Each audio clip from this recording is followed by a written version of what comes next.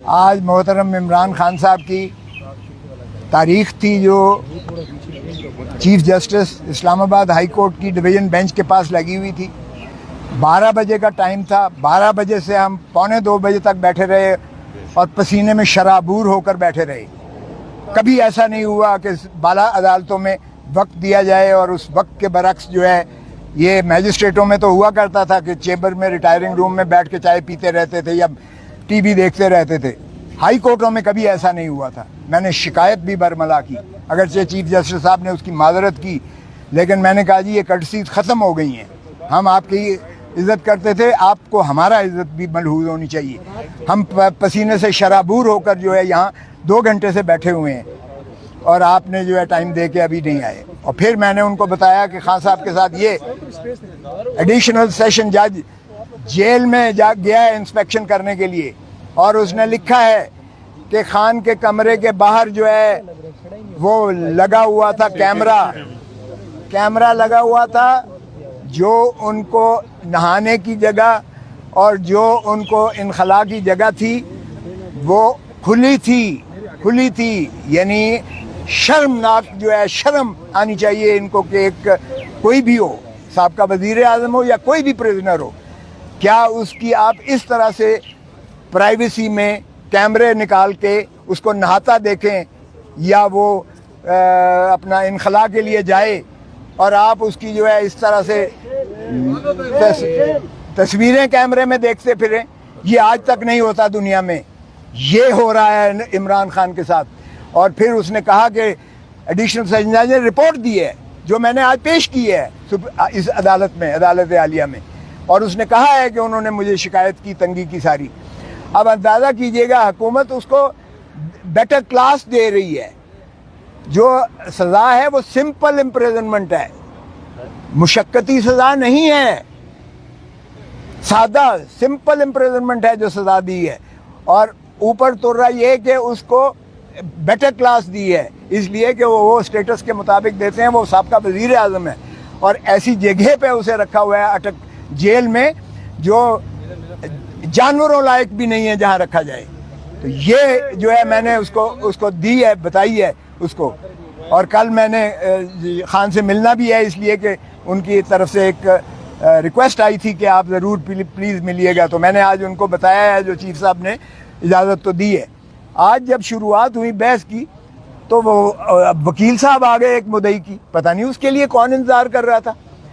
مدعی کے وکیل صاحب وہ ہیں جو میرے شاگرد کے شاگرد ہیں, جو وزیر قانون کے, اور ماشاءاللہ وہ شروع دن سے, پہلے دن سے وہ وکیل ہیں مدعی کے, پہلے دن سے الیکشن کے وہ سارے ٹرائل میں موجود ہیں, اور کہتے ہیں جی مجھے تیاری کے لیے وقت چاہیے.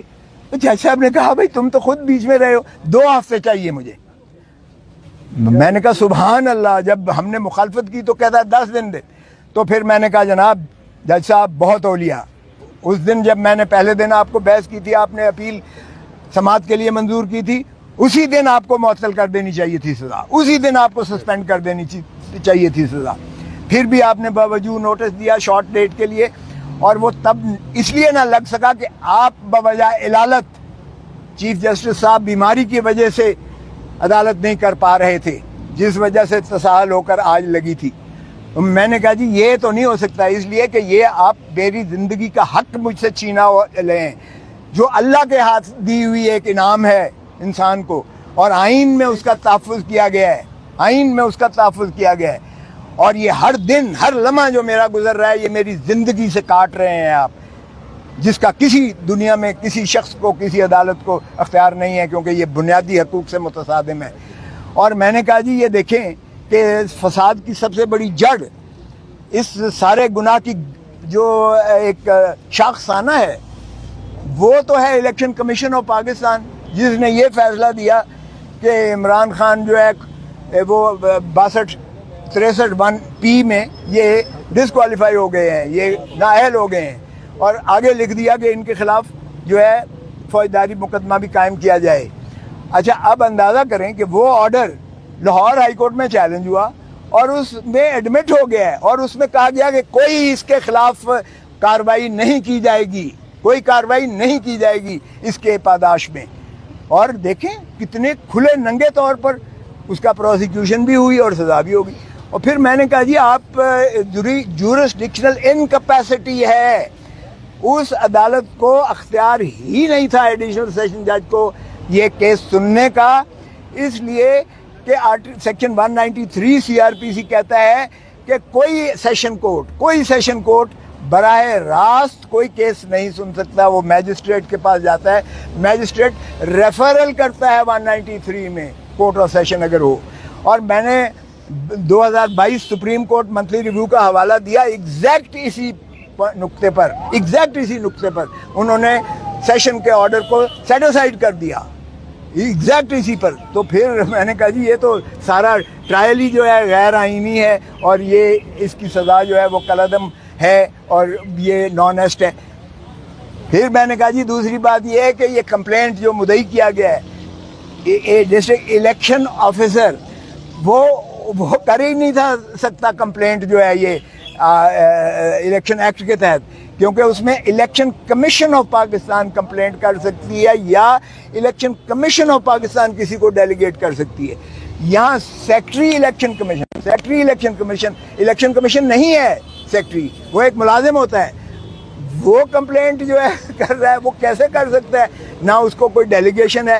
سیکٹری جو ہے وہ ڈسٹرکٹ الیکشن آفیسر کو دے رہا ہے اور ڈسٹرکٹ الیکشن آفیسر جو ہے کمپلینٹ کر رہا ہے. تو یہ کمپلینٹ ہی جو ہے انکمپیٹنٹ ہے, یہ ناقابل, یہ ایک ردی کا کاغذ کا ٹکڑا ہے جس پر کوئی کارروائی نہیں ہو سکتی تھی.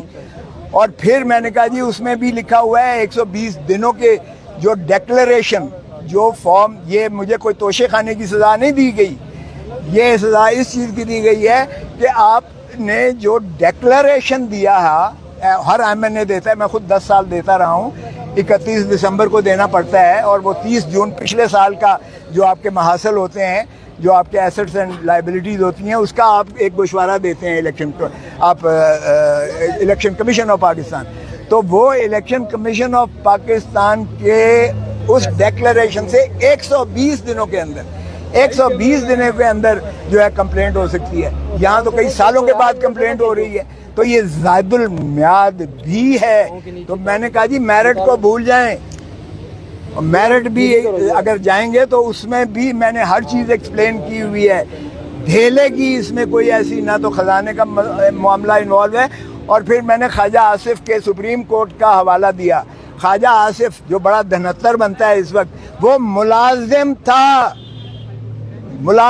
UAE میں, اور ہما وقت ملازم تھا, فل ٹائم ملازم تھا, اور تنخواہ لیتا تھا جب وہ یہاں ڈیفنس منسٹر بھی تھا, جب فارن منسٹر بھی تھا.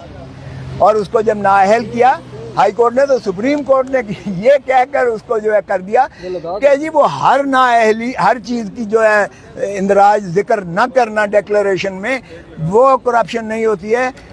ڈیکلریشن میں اگر کوئی کرپشن سے حاصل کیا ہوا پیسہ ہو, یہاں تو کوئی کرپشن کا سوال ہی پیدا نہیں ہوتا ہے. اگر توشہ خانہ کا سارا کیس بھی لے لیں, کرپشن تو ہے ہی نہیں, مروجہ وقت کے مطابق پیسے دے کے خان صاحب نے لیا, جو اسیسمنٹ کی وہ بھی سرکاری اسیسمنٹ ہوتی ہے, تو اس میں تو کوئی ایلیمنٹ تھا ہی نہیں.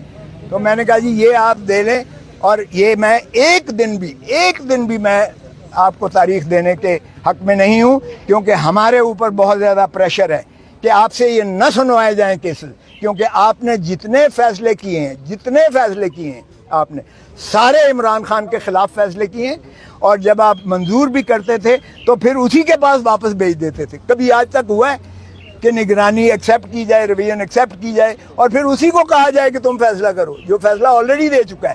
2 مرتبہ یہی کیا گیا.